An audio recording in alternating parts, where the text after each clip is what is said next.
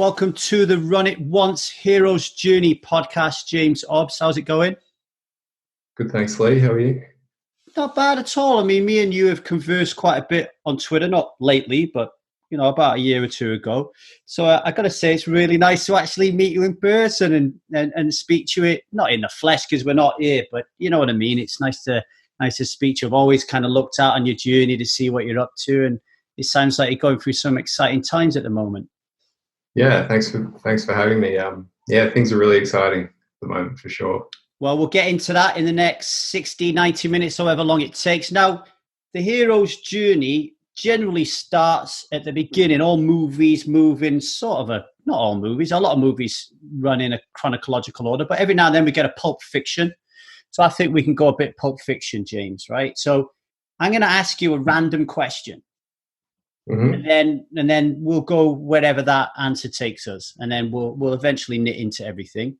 So I'm going to give you the choice of 1, 2, 3, 4, 5 categories, and you can fold 3 times. No, you can fold twice, but on the third time you've got to answer that question, right? Sounds good. Okay. So here are your categories: family, relationships, career, sex, or money. Family, relationships, career, sex, or money. Are you giving me an order for me to call? No, you could choose one of them. Family, relationships, career, sex, or money.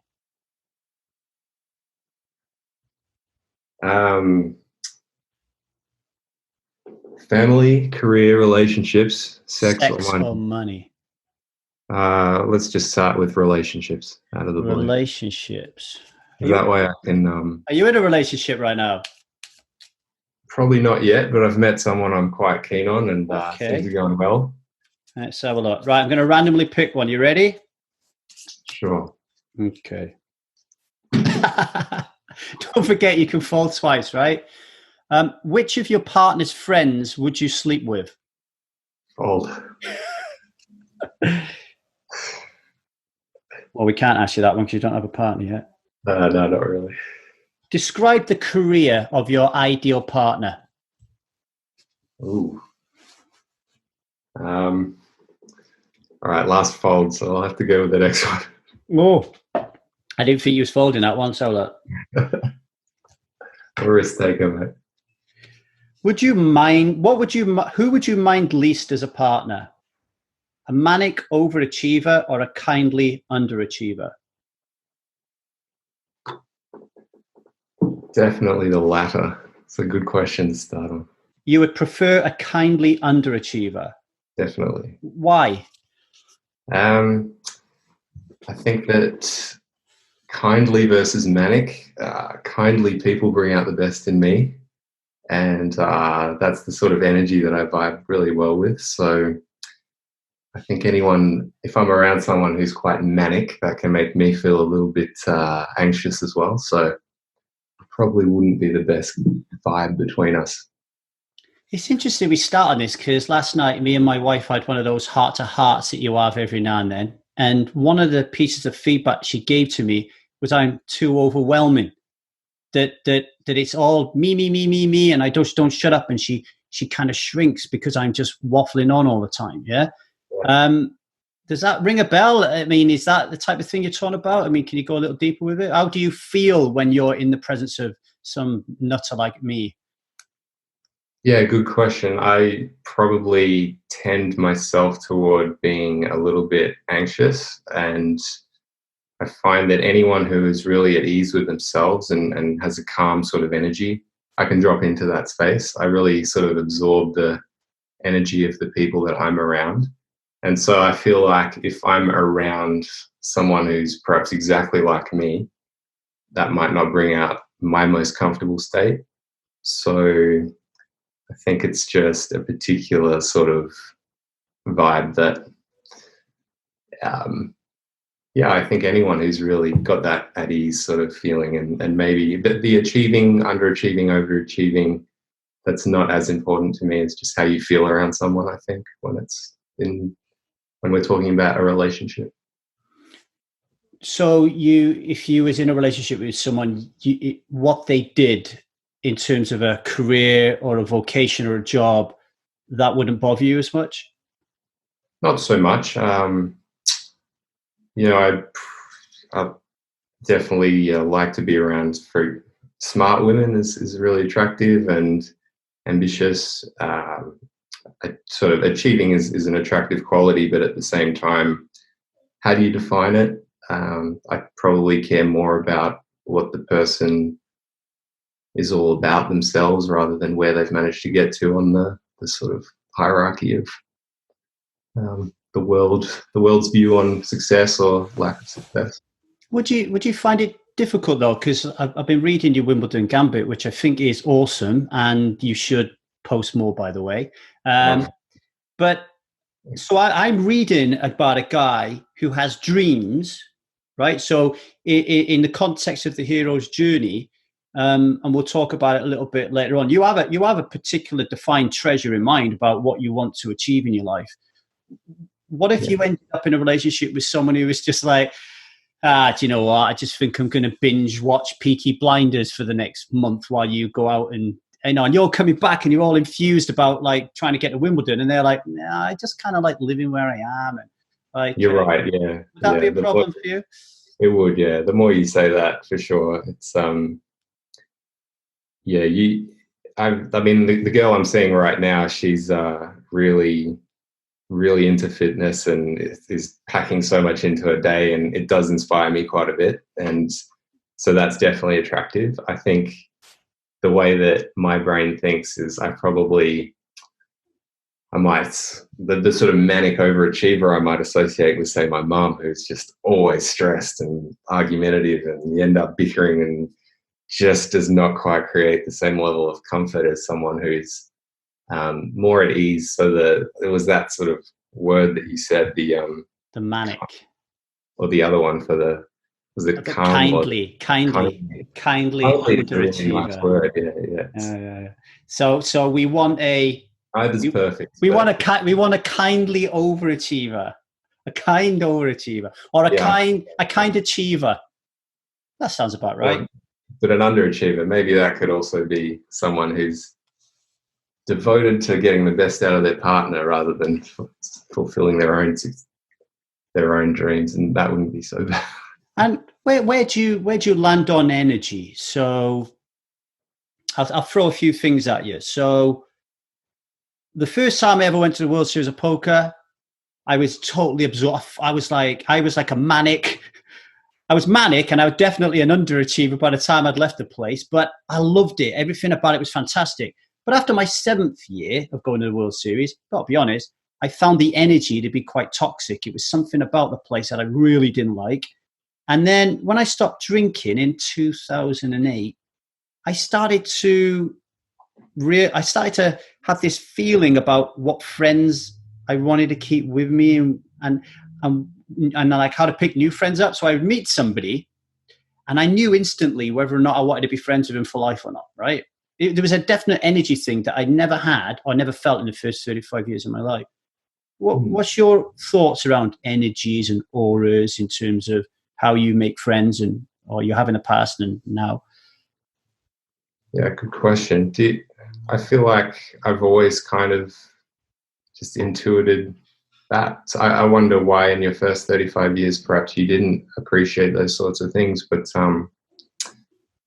that's always, I would say I've probably been around so many people who have similar personality traits. Like a lot of us poker players were very analytical, and we can tend toward being a little more anxious and in our own heads. And I think whenever I get the chance to meet someone who really is away from that, like, which wasn't probably as often as I'd like it to have been for a long time of my life, you feel there's instantly that sort of, wow, this is a different kind of energy. I love being around this person. And anytime I've been around that, it just sort of hits me straight away. Like, I'm into this.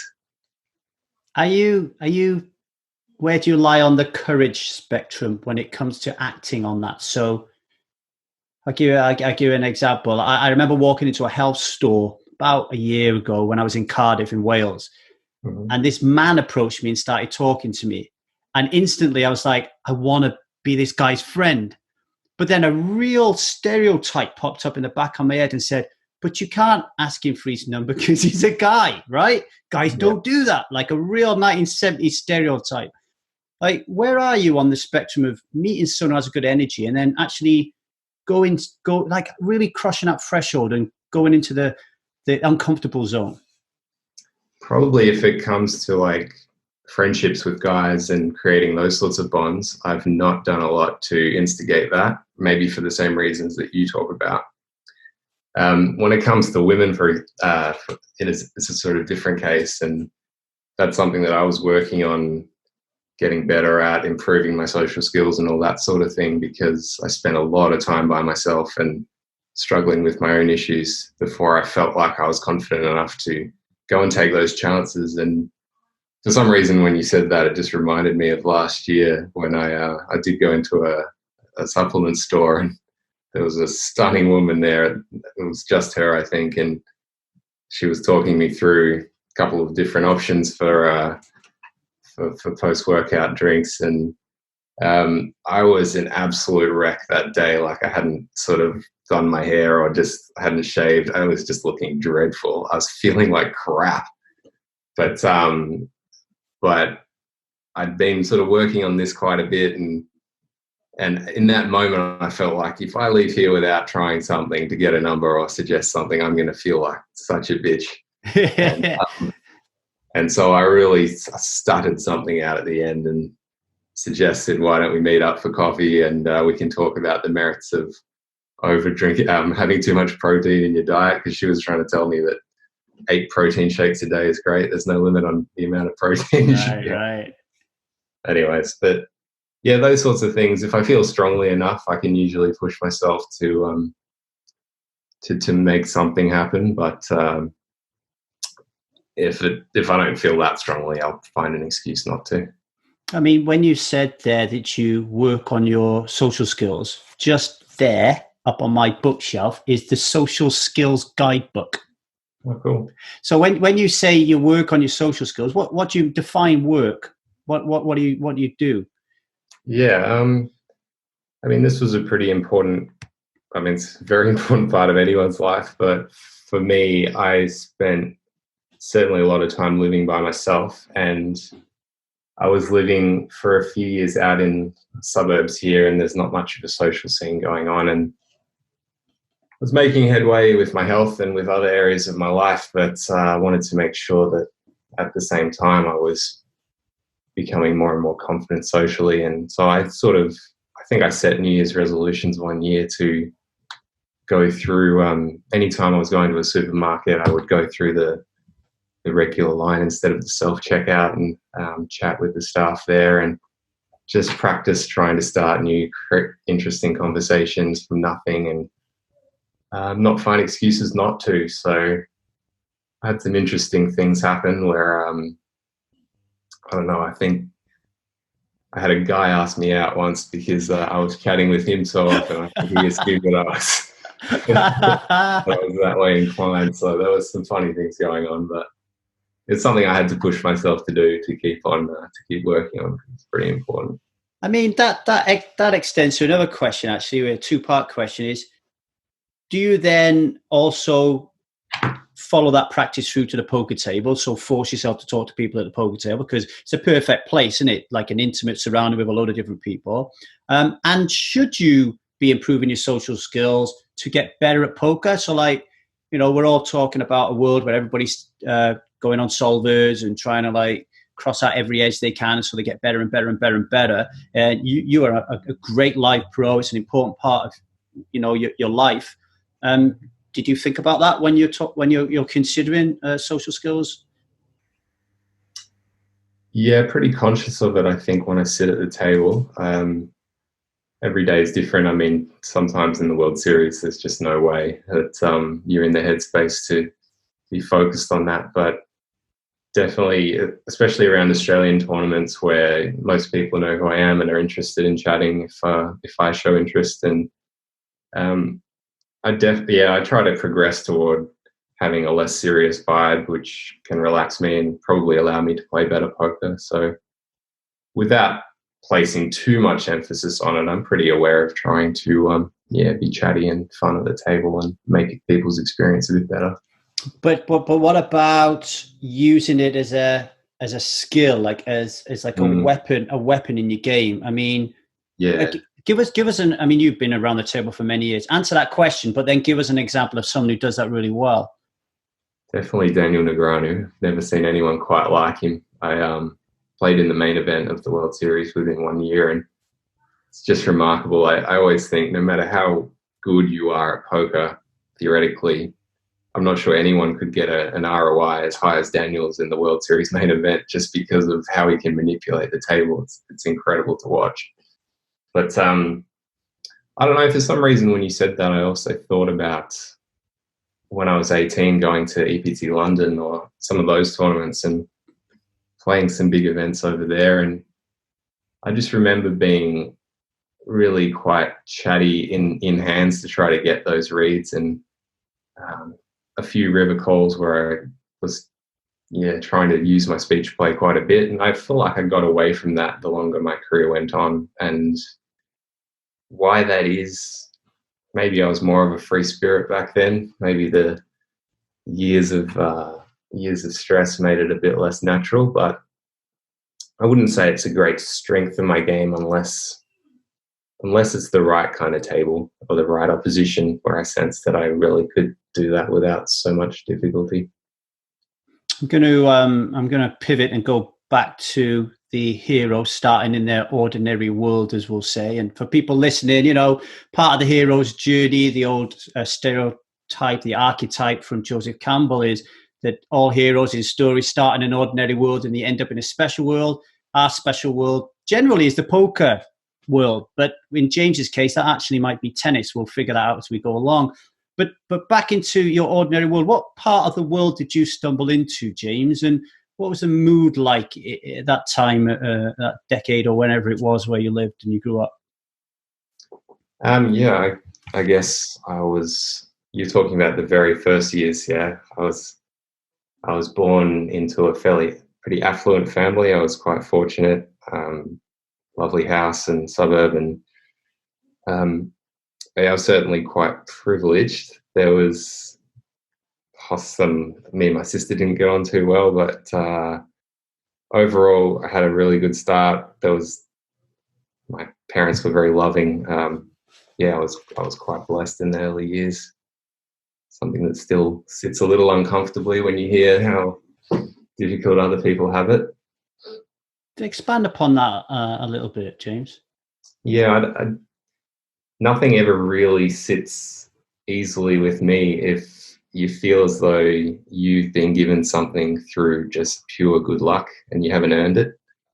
And, even just perhaps walking through the streets of where I'm living now and you see so many people struggling, it's like I could so easily be in that position if I hadn't had a lot of luck along the way in my life. And it just leaves an uncomfortable feeling all the time.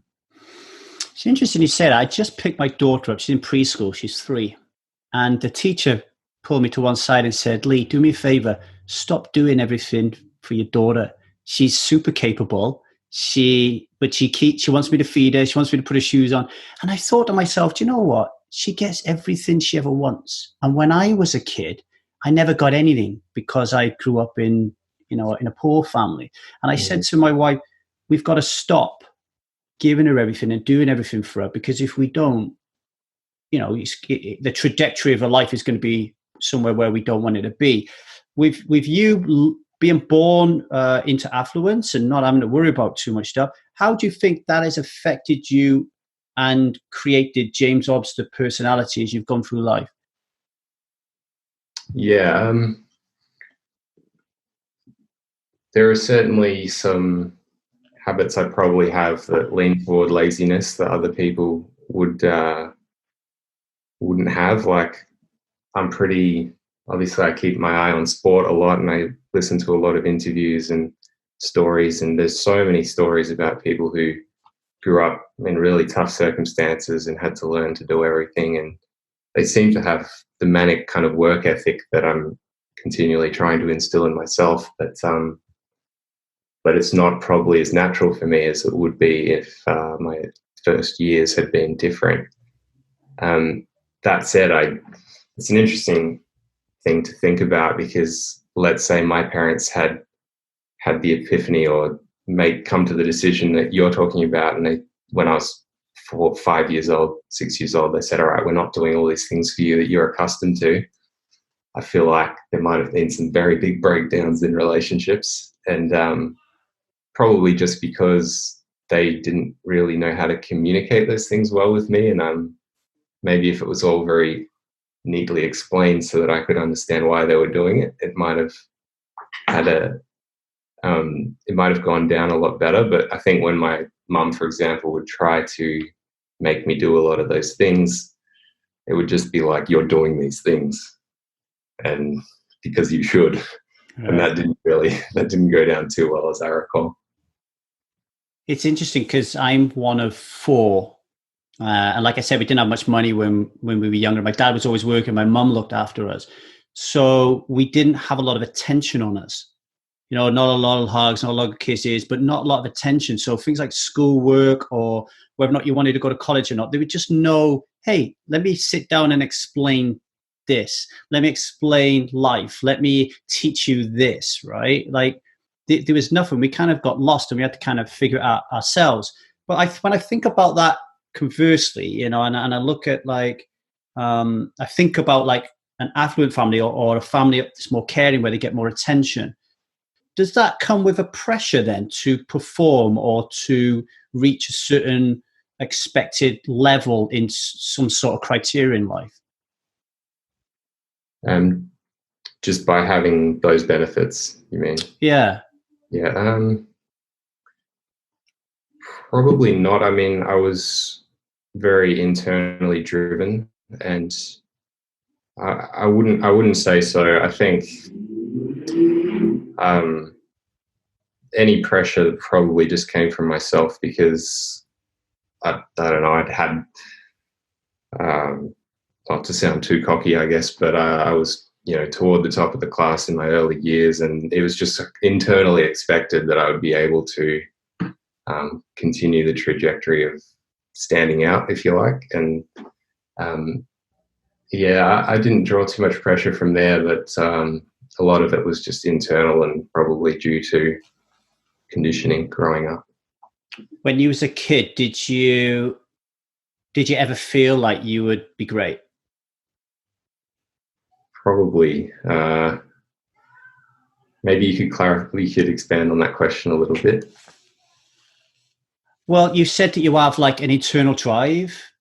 Yeah. And that speaks to me because I have the same thing, right? But mine comes from slightly different, you know, like I was a half Chinese Englishman living in Wales, which is very xenophobic towards English people. Plus I was the only half Chinese person there. So my internal drive was because I wanted not just to fit in, but I wanted to excel, to show all these bullies and the xenophobes and the racists that I could be this, you know, misfit could be better, right? But in thinking like that, it manifested itself into a almost like a narcissistic vision of grandeur, like, you know, like a belief that before I die, I'm going to achieve something monumental on this planet, and that is with me today at 44. You know, obviously it's not as narcissistic and it's not out of control, but it's there, and I don't think I think it's a good and a bad thing. But yeah, I'm interested if you had the same thoughts and how you've managed that beast as you've grown up. I think, to be honest, even from a very young age, like maybe 8, 9, my dream was just to be a great tennis player, and it wasn't so much to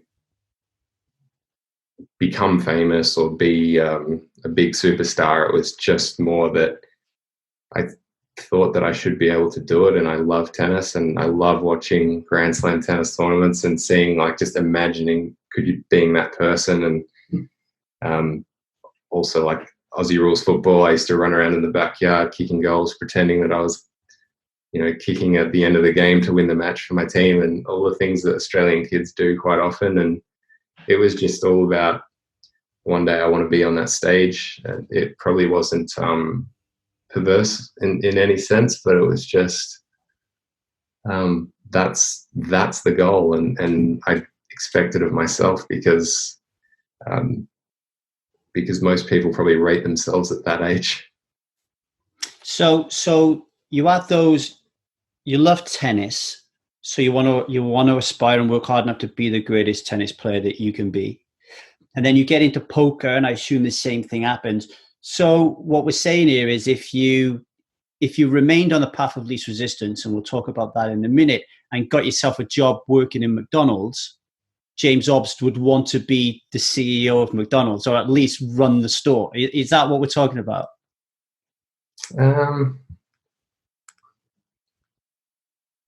I guess there was probably, it's hard to draw comparisons because I've never known that sort of a world. Like, I guess I've never had a regular job outside of poker, and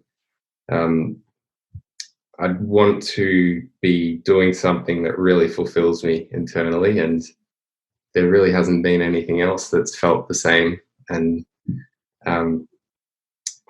so I don't know, there's always just been one goal, and pretty much always, and that's the only thing that I've ever really fixated on and has driven me. So, like, let's focus on that goal then. There's an element of Joseph Campbell's Heroes Journey where he says the hero, which in this case is you, James, receives the call to adventure, right? And the call to adventure will be to jump in the wilderness, to move from the ordinary world to the special world. And I see most people, I certainly was on there for 35 years of my life. You asked me earlier on, like, what was I thinking in 35 years of my life? I was on what I call a path of least resistance, right? So I had a great wife. I had a great kid. I had a wonderfully big house. I had a lovely car. I had a great job with lots of benefits and leadership and all that kind of stuff. And then I would go to work, come home, kiss the wife, go to bed, get up. And I was just not thinking, and I was just stuck on this rat race. And then it wasn't until I stopped drinking that I realized, holy shit, I am so depressed. I am so miserable. I am so full of stress and anxiety. And then I couldn't move. I had this state of inertia that I was on this path of least resistance, and I couldn't get off it, because to get off it would have been so frightening. But it sounds to me like you never really got on the path of least resistance, which is quite similar to most poker players. But what I'm interested in is, were you ever aware that a path of least resistance existed, and therefore you stayed away from it? How, what were all your thoughts about kind of like societal conditioning and how you avoided getting into that trap? Yeah, good point. And I definitely know quite a lot of poker players who I would describe as being on the path of least resistance. Sure, they play poker and they do a lot, but there's really not a lot of ambition in terms of living a great life. It just seems like they're content, and as you sort of described. For me, certainly in adulthood, I think I could put it pretty succinctly that my path of least resistance would lead to a pretty shitty outcome by comparison to other people's. Because if I was to be on the path of least resistance, for example, since my gut surgery when I was 17, not to be too graphic, I could try to detail what it would look like day to day. It would be a lot of bowel movements. It would be, since I became diabetic when I was 22, if we include that, it would be a lot of finger pricking, a lot of blood sugar swings, a lot of bouncing back from hypoglycemia, which feels like crap. It'd be, and if I was to actually be on the path of least resistance and have some pleasure, guilty pleasures, which would involve like eating bad, that would make my symptoms a whole lot worse. It would be loneliness, because my social skills got destroyed from years of from all my health problems and not being very social after school life. And it would be misery. So it wouldn't be the sort of quote unquote like nice life that it sounds like you would have had with the wife and the job and the stable sort of things going on, it would be hard to even exist day to day. It would just suck. So there's really not been an option.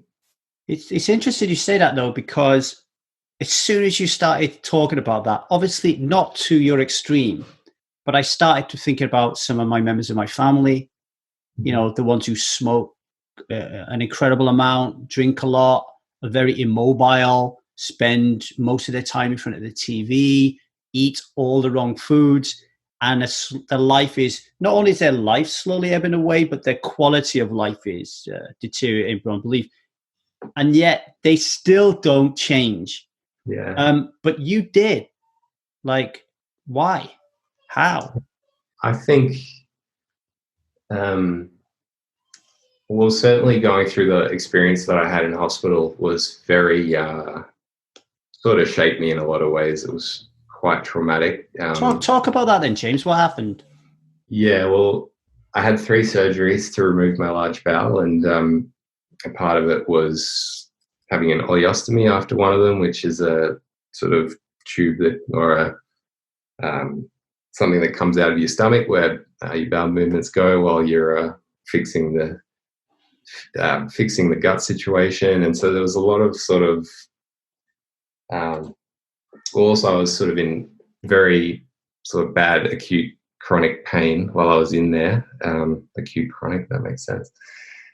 And so much so that the nurses and my doctors didn't know what was wrong with me. The nurses thought I was faking to score painkillers, and I spent I didn't have my computer in there because I was banned from online poker at that stage for being underage, and I don't think that streaming TV shows really existed. So I basically spent long hours every day I sort of would turn down guests because I just didn't want people to see me in that state. And there was a lot of solitude, a lot of pain, a lot of a long time, and the only thing that mentally sort of got me through that was the vision of what life could be like at the end of it, when if I got everything right. And that has certainly stuck with me ever since. Like going through that to be worth something at the end of the day, I have to really have some upside, I think. And I didn't go through all that to just live a mediocre sort of cruddy existence of discontent. And I don't think I probably would have gone down that path anyway, but maybe a little more so than I am prepared to do now. Yeah. I'll let you ask another question so I can expand on that. Who were the important people at that time in your life? Because you mentioned being able to handle it mentally. There's physical breakdown, obviously. I mean, being a parent, I worry more about my kids having a mental breakdown than a physical breakdown. I mean, who were the people that you were leaning on during that isolated time in your life? Yeah, mainly my dad. He was just unbelievable. Brought me food many few times a day, and to avoid hospital food, and it was he was just unbelievably selfless, and without him I would have fallen apart for sure. But I think like it probably does all come back to the belief that at the end of the day I was capable of something really great, and clinging to that. And basically, even just before I'd gotten sick, like I'd moved into an apartment in Adelaide, and where a friend of mine was living, and our plan was to sort of take over Adelaide, and I was about to start training at Memorial Drive and get tennis into full swing. And it was just getting through that internally I could focus on that one thing, like there's light at the end of the tunnel. And if I couldn't see that, then it would have been incredibly difficult, if that makes sense. Yeah, it does. I mean, my thing when I was young was professional football. I wanted to be a professional footballer, or soccer, as people say in America, and I didn't have a plan B. Like, there was no plan B. So when I realized that I wasn't going to be able to make it, my next plan was, oh, I'll get a job in an office then. Did you ever have a plan B? No. I guess poker's the plan B, perhaps, because I was doing quite well at a young age, and probably I was very naive back then. I always believed. Obviously, the game was a lot easier in a lot of ways than it is now, and was even a few years later. And I was arrogant and just very naive to the real world and how many bright people there were out there, how hard people work, how much things will advance in time, and probably always thought poker would be easy enough to sustain myself with for as long as it was necessary until tennis became a reality. So I was going to ask you that. So for me, when I stopped drinking in 2008, my call to adventure was to create a community of people that don't drink, like to spend my life helping people to stop drinking alcohol. And I decided to become a professional poker player to give me the freedom and the time and the money to be able to do that. So I could leave my job and then I could play online poker whenever I want, beat up the world, earn the money, and then start this business to help people with alcohol. So my call to adventure was always the alcohol side of things. Yet here I am still having great conversations with you. So I want to ask you just to clarify this, because it'll be important for our discussion moving forward. Was your call to adventure tennis and poker just kind of came, just turned up in the middle of that? But the call to adventure is still tennis. Like the treasure is tennis, but we're stuck in this poker life. Is that what it is? Yeah, it always has been like that, I would say. I think that I did have a period of playing a lot of chess, like absolutely obsessing with online chess. And there was probably 1 or 2 years where I'd fallen out of love with tennis and was thinking about maybe being a chess player professionally one day. But it always kept coming back to tennis. I remember my dad telling me once when I was 11 or 12 and I'd quit the squads, the talent squads, and quit a lot of my training, my private coaching. He would sort of say that you don't need to be too worried about the time you're missing in the next few years, because when you become 16, 17, 18, you will have put on a lot of size and the talent will still be there, but now you'll have the strength to play at the level. It's just not that important over time because you've developed the skills and all of that. So internally I knew I could come back to tennis, and I thought that was good advice. I thought it was true what he said. And poker, I guess, just it went really well. It was addictive, and the success was addictive, and it did take over my life for a while. But the plan was always to come back when my body was capable and my mind was ready. Well, my mind was probably always ready, but when the body was there. So are we saying then that the major thing, so if we use my really terrible attempt at being a professional footballer when I was younger, the reason that it went wrong was my environment was all wrong. I lived in a little valley of 3,000 people, had no support, so nobody was going to take me to scouts or anything. And I started smoking and drinking at a very young age, so I couldn't get around the pitch, right? So that's it, it's dead. I know why my dream ended, right? For a variety of reasons. When you was younger, it sounds like your dream didn't end because you still got it now and you're still into it. But there's a large gap here where your trajectory changes. Is it all down to your really horrific health issues? I think that a part of it changed when I did stop my coaching sessions. Like I remember with my old coach when I was like 10, there was just a day where he was verbally abusing me from memory, and I got so sick of my lessons with him because I would hit like 5 shots in half an hour. He would just give me advice after every shot. And also the drive to squad practice was 20, 25 minutes, which in retrospect doesn't sound like anything, but I guess I was just over it. There was the coaching side of things. I think the coaches weren't as aware as they needed to be that it has to stay fun for the kids. And as much as well, you don't really want to blame other people, but in reality, I was the kid, they're the adult. I think the adult really, the responsibility is often on the adult when things go pear-shaped. So I think they didn't make it fun enough for the guys that they were training. Maybe it was just my own state, but so I moved away from tennis, and a lot of people overtook me and became obsessed with chess. And then the addiction to online screens was destructive to my health and to my progress in tennis as well. And that's when all of the health stuff started to get a bit worse. But then it hit me big time when I went on a trip when I was 16, and that's when, okay, tennis is in the background for quite a while I have to heal my body.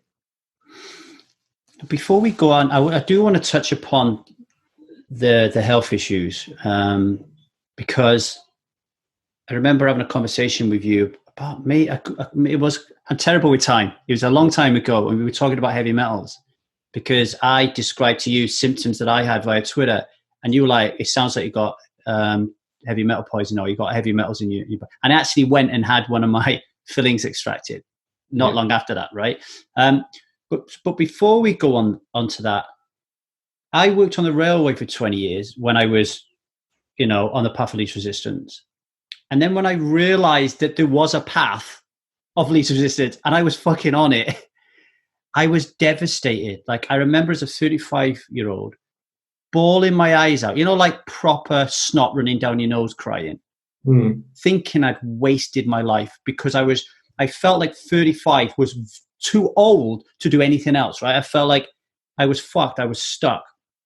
And then when I found poker, this special world, I was like, what the fuck? Like, I can write whenever I want. I can interview people whenever I want. I don't have to go to work and answer to a boss, etc., etc. But then slowly, as I got more into poker, and it was easy and it was nice, and I got a lot of respect for what I did, the alcohol stuff that I wanted to do suddenly started to drift further away. And I found myself in the same dip, I guess. And then the same feelings come, like the same crushing feelings. Can you explain what it's like being stuck in a world that you really don't want to be there, but for some reason you can't leave it for a variety of reasons, but it's taking you away from this call to adventure? What does that feel like? Yeah, it's pretty torturous, I would say. My life was a shit show for a long time. There's no sugarcoating it. Like, I was a ball of inflammation, so it sort of spiraled all of the feelings as well, because when you're in that sort of a state of health, all of those internal things just get magnified. And so I was a rager. I broke about 20 laptops in probably 3 years from playing poker when things didn't go well, and there was damage around the house of doors off hinges and some crazy stuff. And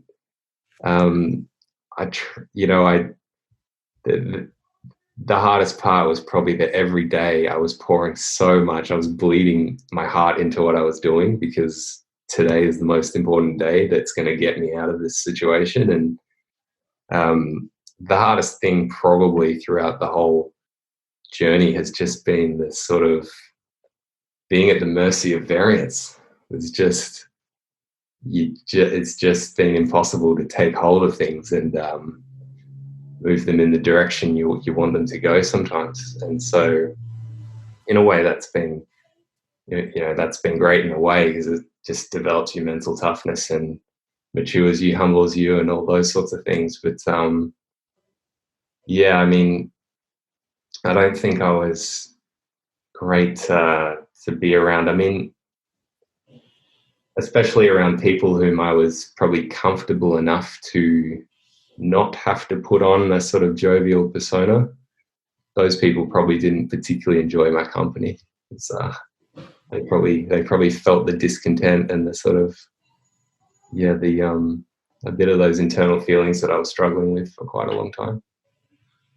I mean, you wrote on your blog, and you're an excellent writer, by the way. So like I said at the top of the program, you should do more. But you wrote, for every table mate that enriches your experience, there are two who make you wish you were elsewhere. Without the vision that my life path will be altered by the outcome, I don't know how I could keep showing up, concentrating when my heart is tugging me to the tennis court. So I guess the question that emerges through that for me is, what is stopping you being 100% devoted to the tennis court? What is it that's keeping one foot in the poker camp? I'd say two things. Not finances. Certainly don't have a massive nest egg set aside because for various reasons, but not least of which is just the health costs associated with getting my body to this point. It's just absolutely exorbitant. I have not been able to keep expenses down at all. And secondly, it's the fitness side of things, because it's been a slow build. It's not so long ago that, let's say I was getting tennis coaching when I was 22, 23. I was working with a personal trainer and things. And when I started with the tennis coach, I could barely stand up after our warm up. And, he was impressed with how I was hitting it, but the fitness side was so bad that we had to put a lot of work into it. Anyways, a year and a half later, after all of this training, day to day, trying to make good decisions, seeing nutritionists and doing all these sorts of things, I'd had zero improvement in my stamina whatsoever, like nothing. And I mean, I remember at a coaching session at the end where,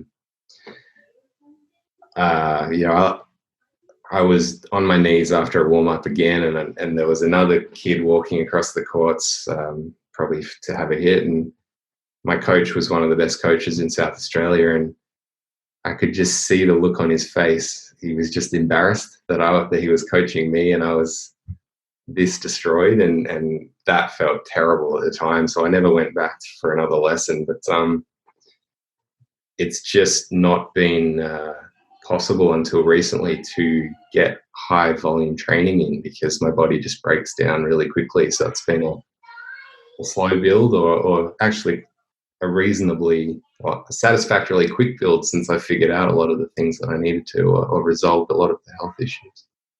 Now, we'll go on to the health issues, and then I want to talk about money a little bit, because those were two of the things you talked about there. I'm the guy like you that ends up in a supplement store trying to find something that's going to cure whatever ailment I have. I don't bump into too many stunning women or anything, because I am married, but and I wouldn't know what to say to them anyway. That's why I've got a social skills guidebook in my library up there, James. But for me, the National Health Service, as it stands in the UK, I'm in America now. I won't even pay private, because I'm so used to NHS, right? But paradoxically, the NHS cannot provide you with what you want when you're outside what we will call a bog standard case. So if you've got some gut issue, like I have a gut biome issue, definitely, like I suffer from bloating. Now, if I went, and I have a thyroid issue, right? I have hypothyroidism. And when I go to the National Health Service, they want to give me levothyroxine for my hypothyroidism, but they're not interested in finding out why I'm hypothyroid. Yeah. So fortunately, we have the internet, et cetera, et cetera. But trying to find, in a world of so much information, what the right thing is for you to do. You take a blood test, it's 300 quid. Another one, it's 500 quid. Another one, it's 300 quid. And then your wife wants them. And then you want to give them to your kids. And it's like, what? Talk about the complexity of you going from, fuck, I really need to sort myself out because I want to be on Wimbledon Centre Court, where you are today, what didn't work and what did work. And I know that's a massive question, so just milepost it down if you can. Yeah, that's really been the journey. I think that from the period after my surgery, or a few years after, when I realized things weren't getting better as they said they would, until more recently, where I feel as though I've gotten most of the answers that I needed. That was what I poured the majority of my energy into. It wasn't sort of poker study or, I spent hours and hours a day trawling through, reading, exposing myself to new theories. And one of the best things that I think I ever did was just pull triggers when it came to seeing doctors. And so many people I know, I get a lot of people asking me for advice and things, and what do I take? What's a good idea? And the good idea is to go and see someone who has the credentials that you might be looking for. And admittedly, it's hard to find the right kinds of people, and that's where I've been very lucky. Is I think the guy that I'm seeing now, for example, I had to get on his wait list for 7 or 8 months, and I was convinced that the guy that I saw before him was the best there's ever been and had all my answers. But then if you talk to this guy, it's like, no, you shouldn't have been doing things how you were back then. And so there is so much crazy and like confusion out there. But I guess in a way I'm lucky that I have so much anecdotal experience to be able to draw from, where things either do make sense or there are answers that are not explained by what I'm being told. And anything that's sort of, I don't want to paint myself as too crazy on this podcast, but most of the conventional advice that you hear, a bit like what you say, is just unhelpful. It's anything that sort of my gastroenterologist would have told me about my condition or the direction to go, or I had unnecessary gut surgery that changed my life forever. And I don't think, for example, when I went and got myself tested again because my fitness wasn't improving and I got diagnosed with diabetes, I thought, oh, diabetes is my answer. That's what's wrong with me. So I was so relieved, like, all right, finally, like, okay, it's diabetes. I don't know much about that, but if I control it, I'm going to be good. I'm going to get to the tennis. And I controlled that beautifully for a year or two, and zero improvement. Absolutely Right. Nothing got better. And eventually, I guess I got lucky enough to find the right sorts of sources and read the right sort of stuff and understand that so much of where our problems come from are environmental. The inputs that we're getting from where we live, from air, light, sound, water quality, EMF levels in our environment, just to make myself sound really crazy. So I was doing everything wrong when I was a late teenager, like absolutely everything to destroy my health. And it made perfect sense why I went from a pretty fit tennis player to just disheveled and a total wreck. And I was able to piece a lot of that together when I heard some of this advice and understand that, yeah, I can give credit to what I'm hearing, because so much of this explains so much of what I've been through. And I don't know, fixing your environment fixes a lot of problems, I think, is what I've found. I mean, I don't think you're crazy. As someone who's married to somebody who used to put an EMF blanket over her belly because she didn't want Wi-Fi going into our baby when he was in her belly. And now, like, we turn the router off at night time. If our phones always have to be on airplane, but she goes fucking crazy if I give her the phone and I'm put in airplane mode. And that's good to hear.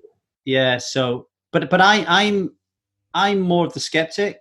Like I'm the guy who's going to turn around and say, oh, come on, what the fuck? The fucking Wi-Fi signals everywhere. What does it fucking matter? But she's well into it, and so, yeah, I don't think you're crazy. I think that, like you sound like a disciple of Ben Green, like someone who would listen to the Ben Greenfield podcast, who I know works one-on-one with a lot of poker players, actually. Yeah, there you are. So yes, I am. That was my grounding at some point for sure. I want to give a shout out to our sponsors, Run It Once. Run It Once Poker, founded by the legendary Phil Galfond, is a new, fun, hip place to play online poker. And if you're lucky, you can even find yourself sitting across from Phil, who plays and streams regularly on the site. If you're signing up for the first time, then you're in luck. Your treasure is a 100% welcome bonus up to a ceiling of €600. There are two elements to this deposit bonus that I think are pretty awesome. First, it never expires as long as you play one hand every 30 days. And second, all of your deposits during your first 30 days count towards the bonus. To take advantage of this amazing sign up, head to once.run/hero play. Run It Once is also the home of one of the greatest online training sites in the world. Run It Once Training gives you the chance to learn from some of the best players in the world with 2 new training videos added every single day. And if you sign up through once.run/hero learn, you'll get access to 3 elite videos, including one from Phil Galfond himself. Now back to a guy who's pretty good at making training videos himself, James Obst. Right, so we touched upon the health side of things. Now I want to talk about the money side of things, because before we go to money, you had gut surgery, so you've had parts of your gut removed. You had ulcerative colitis, probably fucking botched that. Ulcerative colitis, yeah. Ulcerative colitis, diabetes, and basically you've got, I imagine, like one of the most extreme cases of brain fog and kind of like mental, I don't know what the fuck I'm doing or where I am going. And you still want to get to Wimbledon. Why haven't you given up? I think it helped that when I asked my doctors for an honest answer, when I perhaps was during the gut surgery, before it, I would have asked my doc point blank, you tell me right now, is it possible to reach a high level of fitness without a large bowel? And the same with diabetes. I need to know 100% sure, is there any reason, or is it possible as a type 1 diabetic or whatever to reach a high level of fitness? And to a man, they all told me, well, there's no reason why you couldn't. And not that I'm advocating people lie about it. They may have lied, I don't know. But there was never someone who had authority who ruled it out for me. And ultimately, I just always kind of knew that I was, through no sort of, again, through just lucky circumstances, I was blessed to have this upside that I believe internally that the potential is there. So if I had to live my life when I'm 35, 40, going older without having realized my potential, I don't think I could live with that. And probably maybe that is a large part because the rest of my life has been unsatisfying, that it matters that much. It's just, I need to fulfill what I've got, or else where am I going to be inside myself when it's all said and done? And I knew that there was time. Like, I guess this was what you described was probably when I was 20, 21, 22. And I always thought that the next person had the answer, I guess, that I was very close to figuring it all out. And turns out I probably wasn't. But, maybe if, I was taking very big risks with money, you probably were moving on to that soon. But if those risks paid off, then I would have been set up to really devote every waking hour of my day toward actually healing everything. And I could get it right quite quickly. And it wasn't so much about having a 10, 15-year career as it was just getting there one day and getting to live that experience. So I always felt it should be possible. I'm rereading Stephen Covey's 7 Habits of Highly Effective People because I'm writing a poker article called 7 Habits of Highly Effective Poker Players.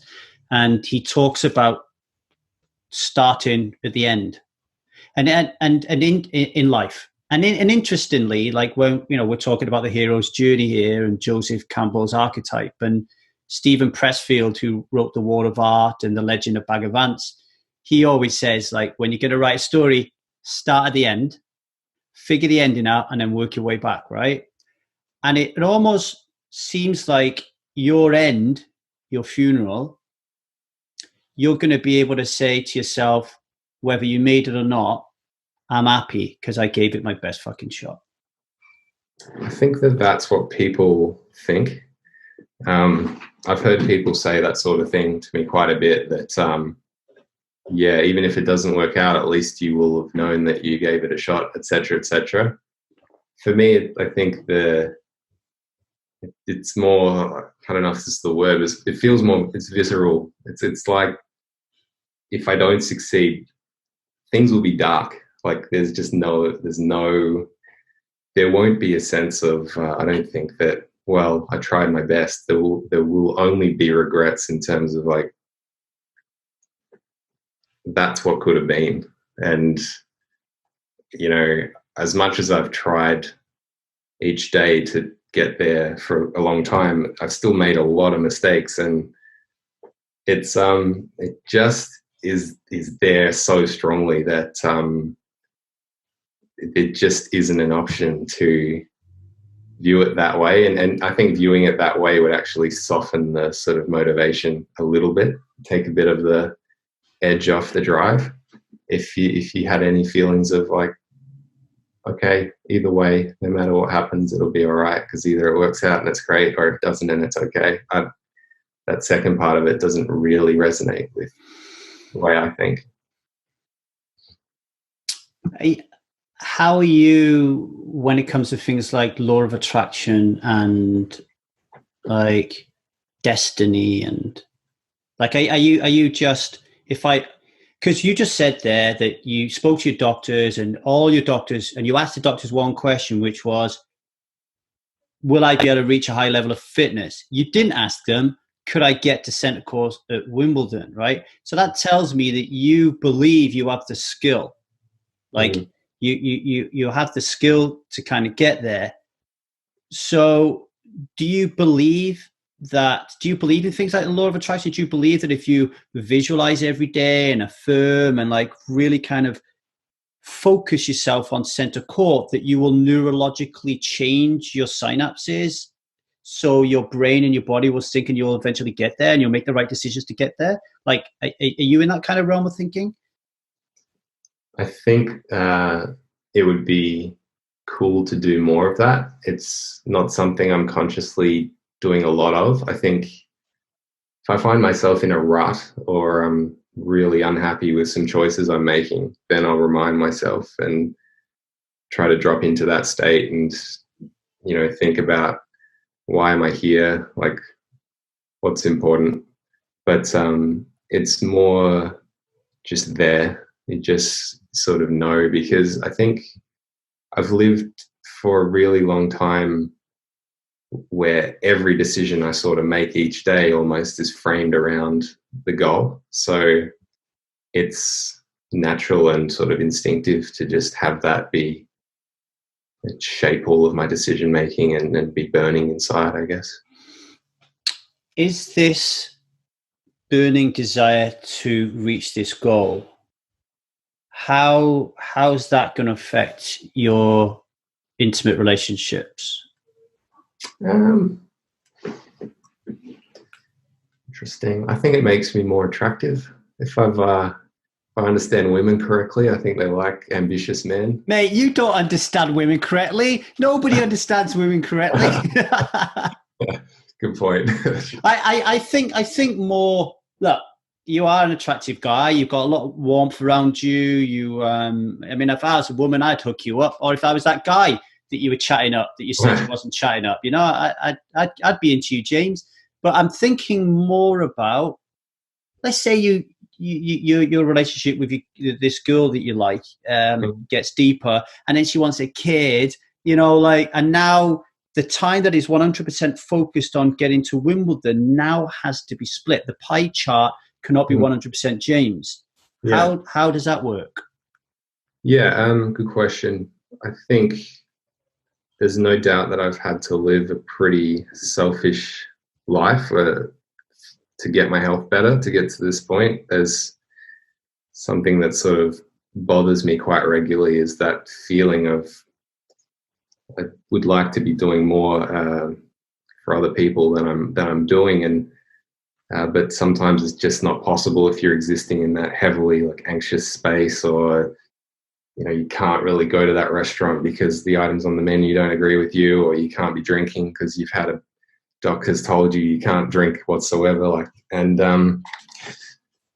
But I think one of the great things about getting into a better space and becoming a lot happier and healthier in recent times is that you do have more ability to be a better friend, a better partner, a better, all of those things. And I think without question, you see in all fields, to achieve success, you need help along the way. Like I probably thought when I was an idiotic 18-year-old that I could do everything myself. And the plan was sort of, I was so anxious. The plan was to get enough money to buy a really nice house with a tennis court that I could put a home gym into, and just do everything in isolation because I didn't have the confidence to get out in the real world. And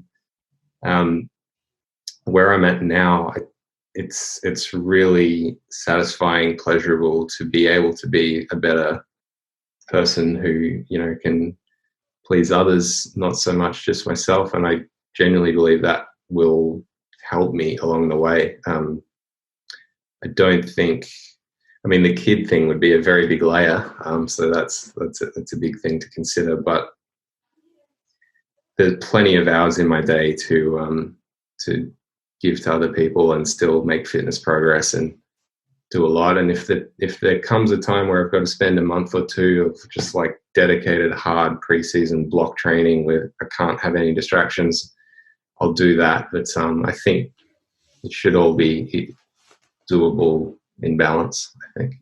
You use the word selfish there. I immediately thought that a better word would be sacrifice, because like I was in San Diego on the weekend listening to a load of great influencers on a stage, and one of them was the hip hop preacher, Eric Thomas. And he said, put your hands up if you're giving 100% to reach your dream. And nobody put their hand up. He said, give yourself 90%. And do you know when you want to put your hand up, but you don't want to be a dick?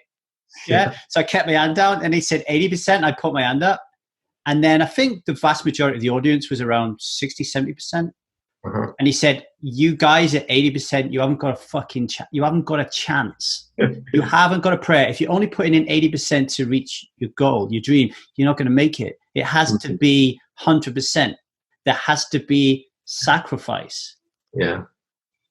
Yeah. When you say that, it does occur to me that what I just said might sound a little naive, that I might be sort of saying that, there'll be plenty of time to sort of be there for other people sort of thing. Because you're right, that certainly making it as a tennis or any sports player can be very, very, can have to be very selfish. And I'm probably still to find that out, because my training is going to go to a much higher level soon, and it'll become much more demanding. But that'll all play out for me, I guess. But I think, speaking to you for the last 1 hour, 12 minutes, that if your lovely lady if your relationship was to go on, I'm sure you'd figure it out. You seem like you'd be able to figure it out. Anyway. She would help me, yeah.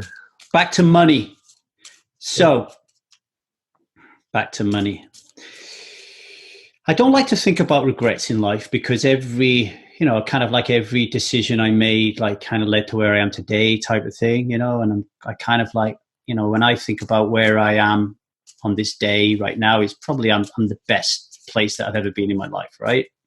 But I do remember, when I left the railway and I got £45,000 redundancy money, and I think another 10 grand on top of that for different reasons. I'd like 50, 60,000 in sterling at the time. This is when I decided to be a professional poker player, right? And then I became like a gambling addict and just fucking blew it all. Yeah. And there are times now I say to myself, wow, if I had that 60,000 now, I would do so much good with it. £60,000 right now would change my life considerably, right? Mm-hmm. You had $1 million and lost it. Mm-hmm. So I'm going to ask you about that in a minute, but I thought I would go to our money cards. Sure. And ask you some questions on money. So that you can fold twice, right? Right, you ready? Yeah. What significant economic help might you receive on the death of your parents? Oh, that's a very miserable question. Well, my father passed away 10 years ago. I don't think I got any, so there we go.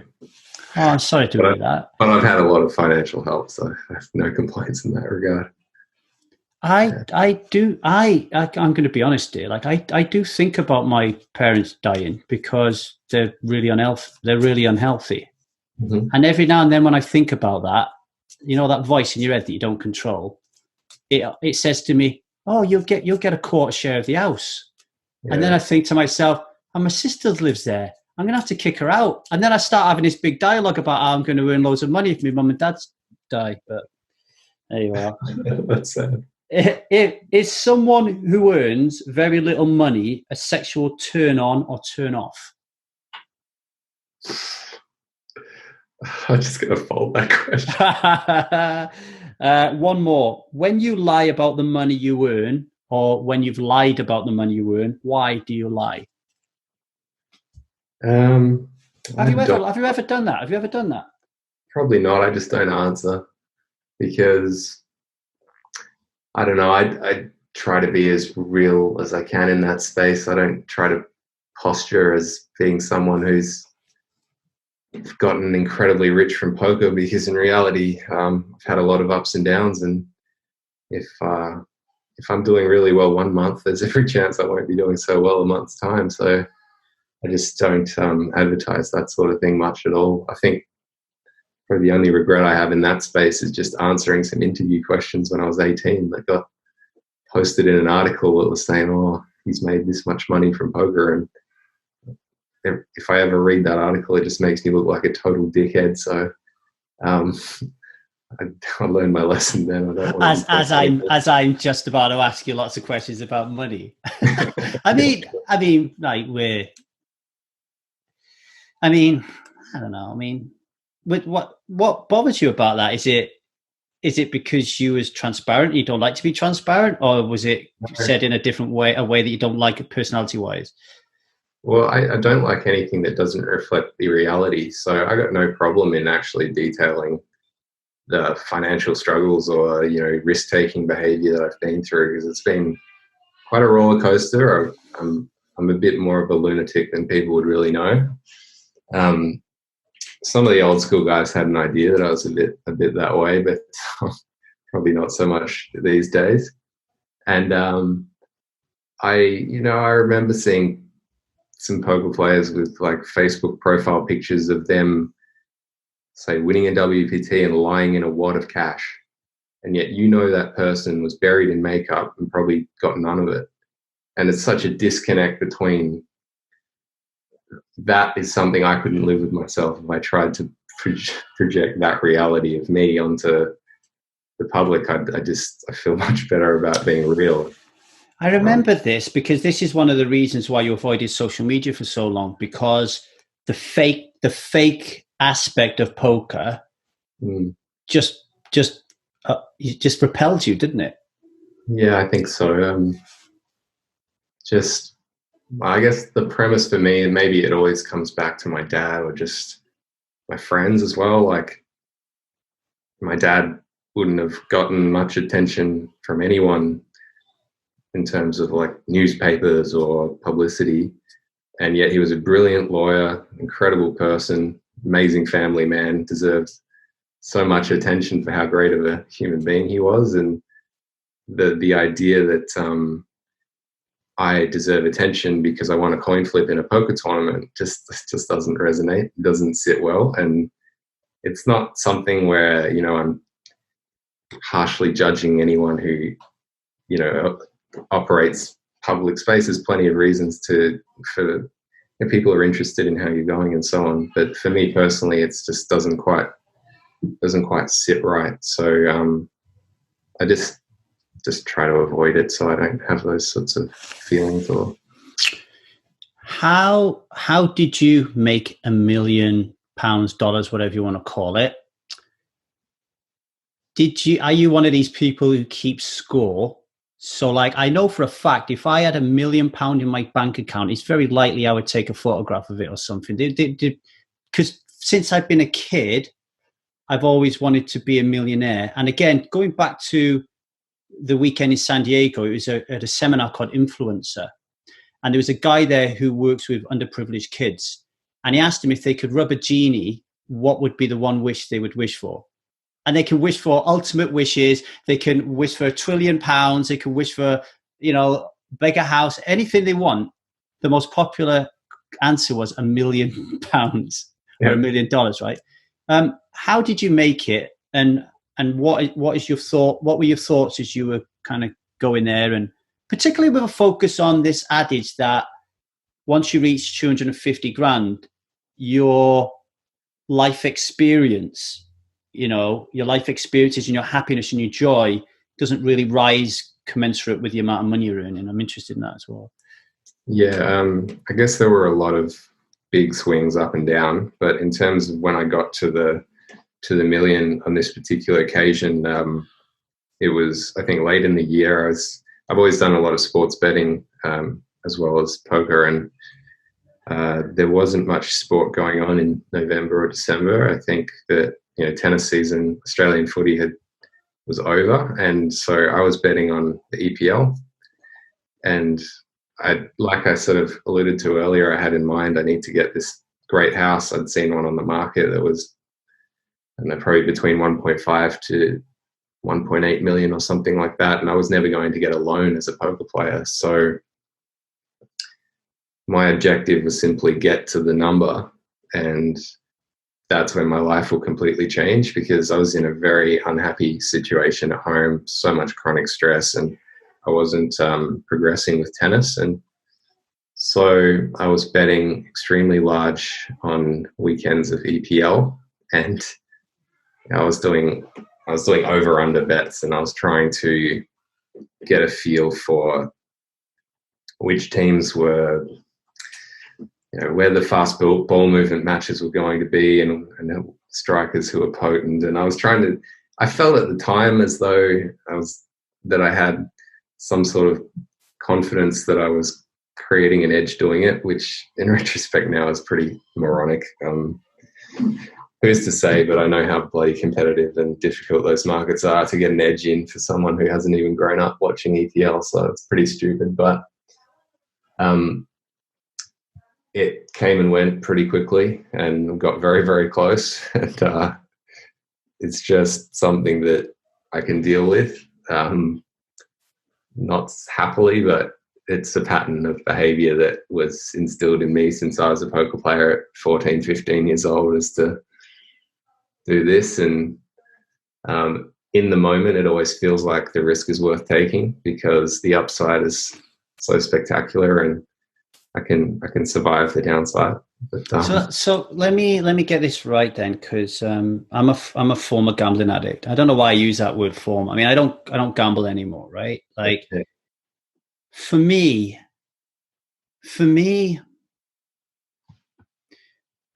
it was the easiest way for me to make money quickly. Now, bearing in mind that I was punting all the time, but the big upswings and the low, it eventually just became like a really negative, like I wasn't getting any value even out of my wins, because they were never enough chemically, I guess, to hit me. But the lows were always crushing me, right? And I was hiding all this as well from my family, which is very different as well. Like, was you doing this because your ultimate goal is for tennis? In order for you to get there, you need this house, you need this tennis court, you need all this money for your health. So that's why you're taking the risk? Or was there a materialistic kind of angle to it? Or was you just lost in addiction? It was purely the former. Yeah. I think other people would just assume that I'm a gambling addict, or that sports betting has been a huge problem for me. And, there's arguments both ways, but for me, it was always calculated risk taking, and I'd have no problem taking time off if that felt like the right thing to do. At the same time, I mean, it was hard. I couldn't really just take 2 months off in the circumstance that I was, to wait until the sports I was good at came around. It was in that moment I did kind of need something to do. There was a level of addictive behavior to it, I'm sure, but it was always risk reward assessment. What's the risk of not trying to get this house for myself? Well, I live 2 months more in absolute misery, and I always found that sense of hope is just absolutely critical to be able to motivate you each day to get up and try your hardest. That belief that things might just work out. And I'm sure that's a sign of addiction too, in a way, but that is what it allowed me. And really, I think I don't regret any of those decisions, if that helps answer it at all. I mean, I was reading on the Wimbledon Gambit how I think I was reading it, or maybe it's coming as a result of our conversation, and I'm surmising a little bit here, but I'm getting the impression that you would prefer, all things being equal, you would prefer to do things yourself and not trust people to tell you how to swing a racket or to do this, that, and the other. So if that is the case, and you can tell me if it's not in a minute, what happens when you've got $1 million, so you're fully financially autonomous, to being in debt where now you have to rely on someone, right? Whether it's a bank, whether it's your mom, whether it's a friend. Like, what does that feel like for James Obst, who's used to wanting to do things himself? Yeah, it's pretty harrowing. It's really doesn't feel good. And I think a large part of the difficulty with it is, like, the people that you ask, you probably have a sense that you could have been a better friend and helped. I mean, I feel as though some of the financial struggles I've been through have inhibited my ability to be a really good friend to some people. Not for lack of trying, but just for circumstance, and as well the health stuff as well. And maybe if you have someone who you've enriched their life incredibly, and it wouldn't feel quite so bad receiving a favor from them. But if you have that feeling where, on the balance of friendship, the other person's helped you more than you've helped them, that's a very tough thing to live with. And well, in terms of, I guess I could circle back to what you mentioned before with coaching and taking advice from other people. I don't have so much an issue with trusting and being willing to take advice. It's probably just more so that doing so in the past has led to some difficulty. I mean, with tennis in particular, some of the stuff my old coach had me change was pretty bad for my game for quite a while, until I figured it all out. So sometimes just having time to sort through your own problems, and I mean, for example, mental game issues with poker, right? I think you need to get to know yourself on a really intimate level, and you can be your own best advocate for change and best coach in a lot of situations. We talk about, like, the hero crossing the threshold and going into the special world, and I know your special world is quite clear, is tennis. And let's say that your special world is Wimbledon, so we ain't there yet, right? But we're going to get there. We're going to get there, James. But for the sake of the fact that this is a poker podcast, let's call the poker world a special world, because it is a bit fucking weird, let's be honest, right? How did it feel when you first walked into it, when you stepped into that bubble? How did it feel? And how has that feeling changed over the years to now? I guess would start probably with my online experience when I was a kid, right? So when I started when I was 14 or 15 or what have you, initially it didn't feel like much when I was just dealing in cents and not making money from it. But once it got to the point where I was able to make sort of 5 figures, 6 figures when I was probably 15, 16.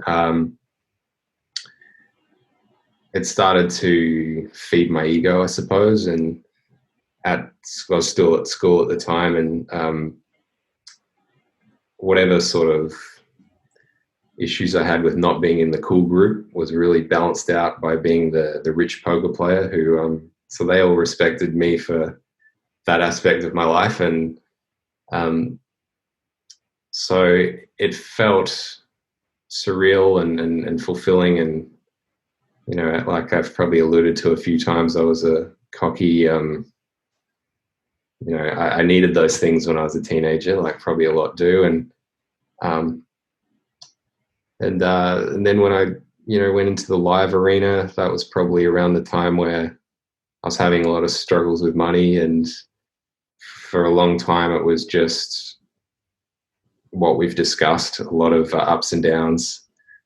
But then getting to start coming to the World Series and becoming a more social creature and enjoying myself more, it's something I just am so grateful for, is to be a part of a really cool community where you feel respected and like you have some really good connections. It's I never take for granted what poker's given me. It's been awesome.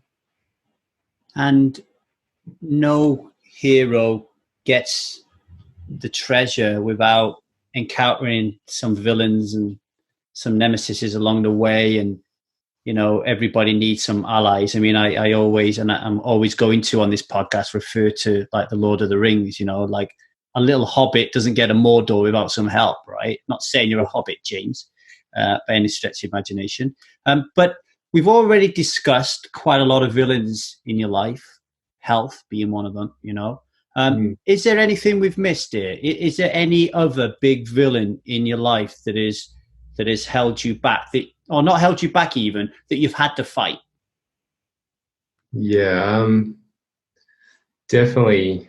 I mean, the first thing that springs to mind is just the anxiety that I lived with for a long time. It was so crippling and so hard to break out of. Like, back in the day, I had plenty of stories about how just useless I was at life. I basically felt like, I mean, I don't know if you remember, what's that, Charlie and the Chocolate Factory? Yeah. You know this story? Do you remember Charlie's grandparents?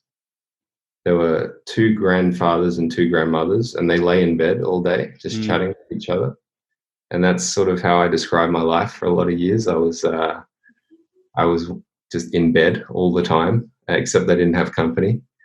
And I had chronic fatigue so bad, and I felt as though I felt internally I can't go and do the groceries and do the things like that. And that caused all sorts of rifts at home. Like, my mum thought I was just leaning on her and taking advantage of things. And my sister resented me for making my mum's life difficult. And no one really, they don't have any experience with any of it, couldn't appreciate that it was real, and that that kind of thing can actually happen to people. And that took a long time. And I sort of remember those early years of finding ways to make change and to enable me to do stuff, like just one day taking a supplement and feeling like, wow, I can go and do it right now. I can go to the grocery store and be okay. And really, I think what has enriched my life enormously in recent years is probably 2 or 3 years ago, starting to go to yoga classes here in Melbourne. And I think the prospect of, like, years before that, the prospect of going and taking myself there would have felt so uncomfortable. Like, that environment is just like, it's funny to think about now because these things are so easy for me, but it was so daunting. I wouldn't have been able to do it. And it's like I probably said, in terms of being around people with different energy, like just being around the sort of teachers and making friends in that sort of a world has enriched my life incredibly. And certainly wish I would have done it sooner. But So, but yeah, I mean, the anxiety that's what in a large part is in conjunction with the health stuff has delayed the whole process of me becoming who I wanted to be for so many years. And the anxiety was born out of your health issues. So the health issues that you were having were driving, like you Yeah, kind of like beating yourself up. Like I'm thinking here of that scene you said about you on your knees and your tennis coach being embarrassed of you. That to me is like, okay, I'm just gonna lock myself in my bedroom and never fucking come out again. yeah. I think I was so chronic, like so badly inflamed, which is the marker of ulcerative colitis, is being overrun with inflammation. And when you have that sort of a environment in your body, your hormone level is going to just be trashed. Like you won't have any serotonin or dopamine going on. So when you don't have any of these feel good hormones, for me, I tie a lot of things back to hormone levels. And I think when you have a panel that comes back like mine would have, that's how it manifests. Like it wasn't about a lack of determination, willpower. It wasn't being a coward. It was just, I don't have serotonin in my gut. And that produces anxiety is like crazy. And that's when you start everything becomes overwhelming. And you really, I think it's all about restoring balance to your body, and those things can resolve themselves on their own over time. As I repeatedly say, and will continue, I guess, is, because I'm really proud of it, helping people quit alcohol. And we have a little community called Strive. And there's about 25, 26 of us who work together regularly on a daily basis. And the common denominator between them all when they stop drinking alcohol is clarity and a realization that they're disconnected from everybody around them. So they might have a wife or a husband and kids and like loads of friends and the social scene and all that kind of stuff. But in reality, they're the loneliest fucking people on the planet, right? We're all disconnected from everybody. We don't think anybody understands us, and it's crippling and debilitating. And what we try to do at Strive is to try to help people to find people and become connected, so they can get back into life. Can you explain to people listening, what is it like to be disconnected from the world? Because that's how it sounds to me your experience was. Yeah, good question. I think it was all subconscious in the background. It never bothered me really strongly consciously that I was alone today or all of that, because I was working towards something.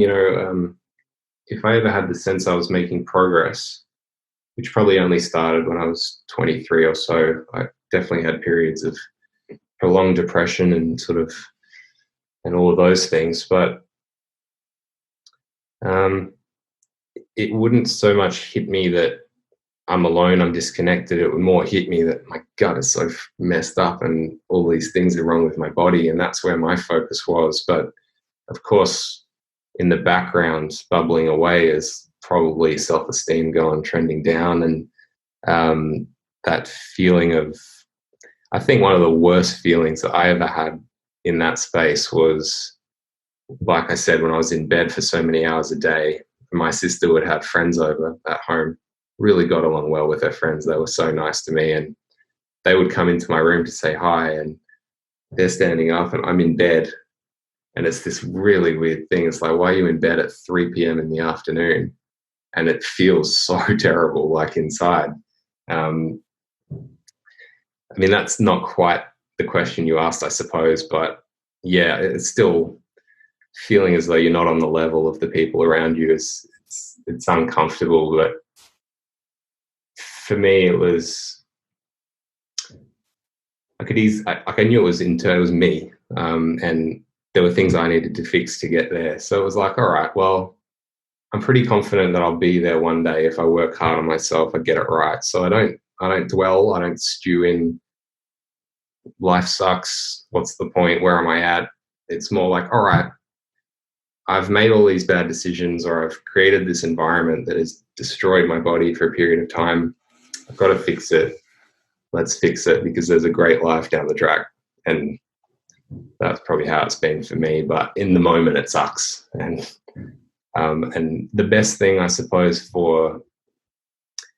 I end up in conversations a bit where people talk about they have someone they care about who's really anxious or isn't in a good headspace, and they tell me about how they're trying to help them go do things, or how they talk to them. And I sort of say, no, that's not how you should try to treat someone in that space, because I think that heaping expectations on people who are struggling, like making them feel guilty for not going out and doing things, that creates distance between people. And the best things that my friends and people I care about ever did for me in that time was just understand and not be critical in any way, and not give me that feeling like they were being critical without communicating it. And that's a bit of a tangent, but trying to circle back to your question. Yeah, I mean, it doesn't feel good, but I've been very lucky that I was able to figure out the way out. And what really hurts me is that I feel a lot of people won't know how to get out of that space, and that doesn't sit well. Well, now you're talking about it, so that's going to help for sure. I mean, I know for a very long time you wasn't quite sure how to deal with that, right? Like how to communicate, whether you should communicate, what you should talk about, what you shouldn't talk about. And I'm interested, actually, like when you're in that low ebb where you really can't fucking be bothered with people, right? Like, how does it work? Like, do you just shut down and avoid people, or do you put a mask on? Yeah, just don't volunteer. I just probably politely say no to invitations to come out. I've been lucky to have some close friends who it always feels comfortable to be around. And I never really, well, one thing I'm really conscious of anytime I'm with people is that I think it's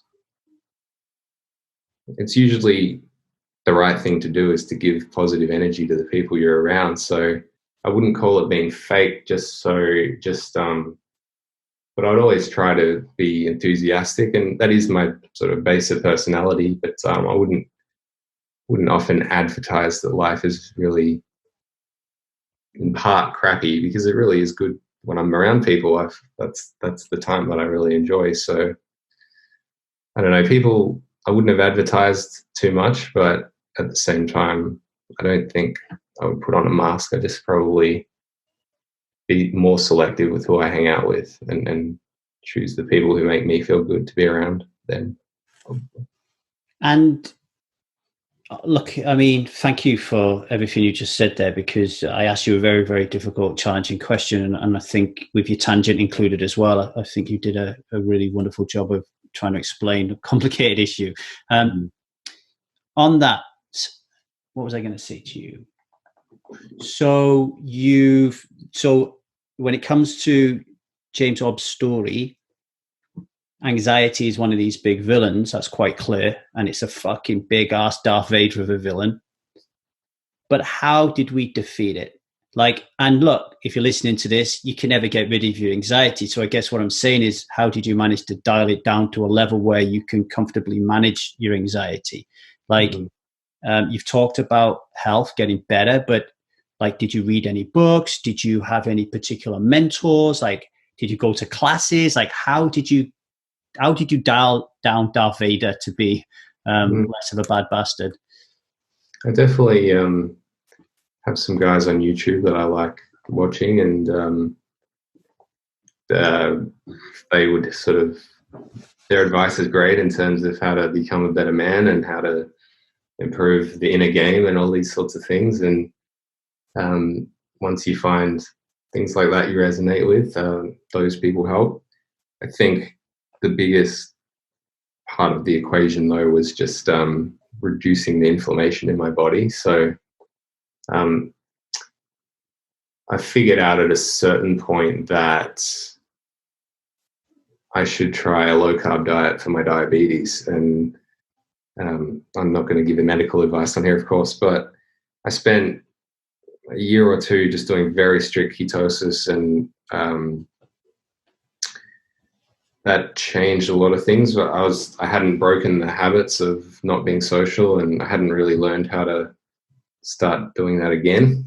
But I'd reduced the inflammation. I was supplementing some things that definitely helped balance my hormones, and things just generally trended. But then it was pushing myself. I mean, you have to take responsibility for if you're in that situation, and you want to be better, or you think that people around you deserve better, then it's on you to make the effort to go out of your way a little bit. And certainly just the occasional risk taking builds confidence. Like I told you that story last year with the girl at the supplement store, that doing that often enough builds a level of courage, and then just making sure that it was a priority for me, because I definitely knew, I guess I've had a bit of a grand plan of how I'm going to make it as a tennis player. And a part of that plan is I need to become a really confident social person, because if I've got all these insecurities, it's going to manifest when I'm out there. It's just not going to work. I'm going to want to be able to form a great relationship with the coach, with the team. They're not going to want to be around me if I'm this like narcissistic, social, introverted, like, I'm not introverted, but you know what I'm trying to say. So yeah. I had to address that part of my life, and finding mentors is great. In terms of, anyone who can give you good advice, like definitely relationships with women is really important, and how that side of your life, if you block that out, say you're not having sex for long periods of time, you've got to address it. Like it eats away at you on the inside if you realize it or not. And I've taken a pretty holistic view of like, get everything right, not just tennis skills, not just fitness, but a lot of it has been get the health right and find out what's going wrong and what's causing the inflammation. And as soon as you start to feel a little more capable, okay, go and push yourself to do something that's a little bit uncomfortable, and then get a bit better and just eat away at it. And it's, once I sort of got on, like it's sort of, for me, it's been a curve like this. It's taken a long time to make much progress, and then it's been really quite quick and steep in the last couple of years. Can I make an observation as well? Because, people listening in could learn a great deal from you here as well. But it for me, like whenever I get involved in anxiety, talking to people about their anxiety, you can often find a trail leading to shame. Mm-hmm. And listening to you talk, it sounds like when you're in the bed and the girls are there and wondering why you're there at 3 o'clock in the morning, it seems like there's a shame around, why is my body not operating as a normal human being? And the way that I've learned to deal with shame through teachings of Brené Brown is to be vulnerable, is to talk about it. And the more you talk about it, if you talk about shame, there's no shame because you're talking about it. So then that will reduce your anxiety. So actually, if anyone's listening to this, the fact that James has been on here for 2 hours to me talking and sharing his personal life with you, is actually helping his anxiety. Although before he came on here, he probably was dialed up a little bit. I think, James, you probably like feel quite sound now, right? Yeah, I was a bit jacked up on coffee today, so I've been a little bit. I think I'm a bit more chilled out sometimes, but yeah, I've read that. I've listened to that audiobook as well, and it's very true. There's one thing that struck me from that Brené Brown book was the aspect of perfectionism and tying that to shame, and I thought that was a really interesting thing. And for me, I guess making videos for Run It Once was when my perfectionism really came out. It took me so long to be happy enough with a video to put it out there, and so many edits and so much nonsense. And I definitely spent some time examining that side of my life and trying to make sure that I reduced that sort of thing. And anything that does cause you shame, you're right. I mean, it's such an important part of life, and a lot of the areas I've tried to address have been to yeah, I mean, that's what I've got a hold of, I think, and that's made it a massive difference. And as soon as I reached the point in my life where I'm really content and happy with where I've got to, it's like,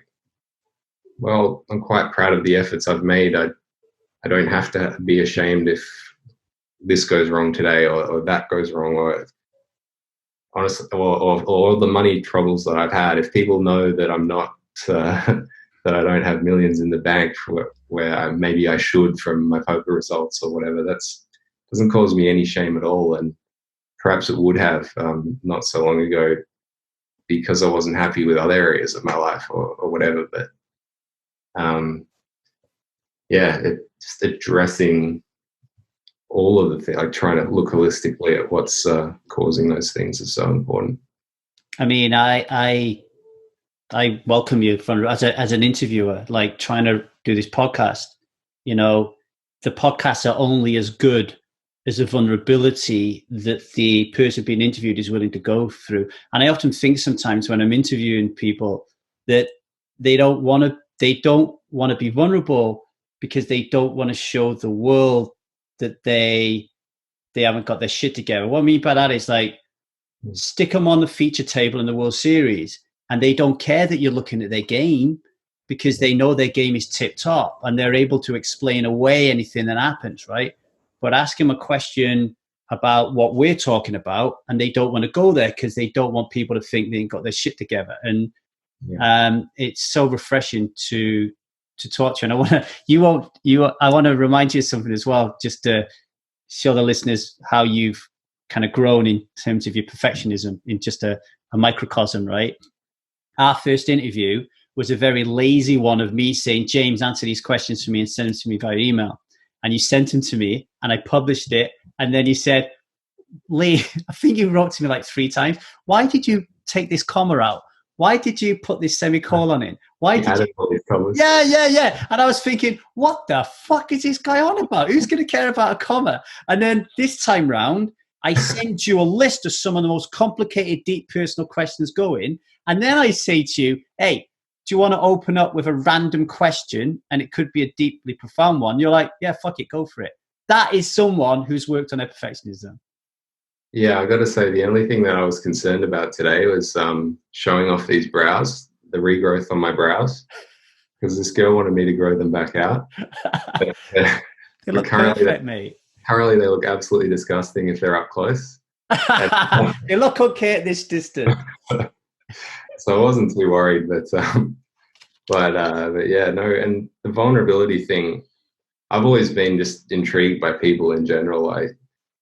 It's one of the reasons why I'm obsessed with Survivor, for example, is you get to know people in their most vulnerable state, and so many different types of people. And it's always been apparent to me that vulnerability helps other people. I like to help other people. And I know that a lot of what's happened to me has been just circumstances that were out of my control. Like, I didn't know much better when I was on my computer all day. I didn't know that was trashing me. When I was eating fast food, I didn't have an understanding of vitamins and all of the issues that actually brought with it. And in one sense, it sucks because, like, maybe some previous me might have thought, well, if I put all this out there about how broken I am, how I have these diseases and or this disease and that history, well, who's going to want to date me? Who's going to want to, who's going to want to see me that way? But realistically, you get past that, you realize it's really stupid and vain and odd, and the right. What feels good internally is to share, and what is great for other people is to hear other people sharing. And no one likes to be around people who are just putting up a bravado and they seem disingenuous about who their personality really is. I don't think that goes down too well. Yeah, I was saying to my group the other day that one thing that pisses me off is when I'll write an opinion piece or I'll write about myself and I'll be vulnerable and someone will say, particularly people who know me, close, they'll say, oh, don't beat yourself up or don't be so hard on yourself. And I'll be thinking, I'm not. I'm just being vulnerable. I've got my shit together 80% of the time, 20% of the time I don't. I'm a a perfectly imperfect human being. Like, you know, I'm not beating myself up. I'm just being vulnerable. And I think that when we circle back to energy, we circle back to meeting the right people in life, not just like the people we're going to share our bed with, but the people who are going to mentor us in business or in sports or in health or whatever. Like, people don't want to work with a dickhead, right? Like, you know, and you don't want to work with someone who's willing to work with a dickhead just for the money. Like, you know, that energy, that vibe is really important. And I think, you know, like the energy and aura of somebody who's willing to offer more than service level conversations without having to get to know you. Like, like that stunning woman you walked into the supplement store and you went for coffee with, or didn't go for coffee with. I would have hoped you'd have been comfortable just talking to her like you are with me now with that woman, right? Rather than like, oh, like I've got to get to know you fucking a month before I like open up. Like, no, whatever. Yeah. But in the spirit of me and you not getting too many fucking EMFs in our head, and we've been on here for like 2 hours now, I'm going to ask you one last question before I be responsible for your demise, because you've been on here for too long. Every hero, when they get to the end goal, they acquire their treasure, right? What is your treasure? I think for me, treasure is mental peace and contentment, happiness, fulfillment, and just bliss. Like, it's not so much the trophy at Wimbledon, or it's not that moment where you win a great point and the crowd is on their feet. It's, those things are awesome, but really, I think another thing that's driven me through the hard times is just, I've had these moments that have been interspersed within that where I felt socially just in flow, like just, I'm on a date and this is just going incredibly. Like, I didn't think I was capable of dropping into this sort of state, and then just, or I'm watching or listening to this and it's just incredible. And that sort of feeling of, and you get that more and more of just as things start to become real. Like, for example, I've had all these sort of funny moments where, like last year, I was playing around on my court with different tennis equipment. It's a bit of a random thing to say, but I'd been really struggling with my backhand with this racket. I thought it was the perfect racket for me because my forehand had never felt better, but my serve was a bit erratic and I could not hit a backhand for the life of me. And that was previously my best shot, and I resisted for so long, thinking, okay, it's technique, you know, I'm going to work it out. I'll get the feel. And I just realized eventually this is not right. The racket is what's responsible for these issues. And I delved again into more rackets, and I just found one that was just, I didn't miss a shot for the round of the ball machine I was going on. Everything just came off so well. And that was the best feeling almost I've ever had. It was just so, it was so awesome. And just having those moments, I think that's the treasure of like the end, but also along the way, is just the moments where things come together. I think that's probably my answer for that question. Well, I just want to acknowledge you a little minute and just say how inspiring it's been for me to listen to you. I'm like everybody listening to this, I'm on my own personal goal, my own personal journey. And to listen to you have this obsession to get that treasure through all the adversity that you've had has been massively inspirational for me in the last 2 hours. And I'm sure it has been for everybody else. And I just want to thank you for being so open and so vulnerable and talking about so much personal stuff that I know for a fact is going to help so many people listening to this, much more than how to play against a 3-bet from the bottom when you're in the small blind with 30 big blinds. So thank you very much for being a guest on the Hero's Journey. What a hero you are, James. Oh, it's been a pleasure. Thanks.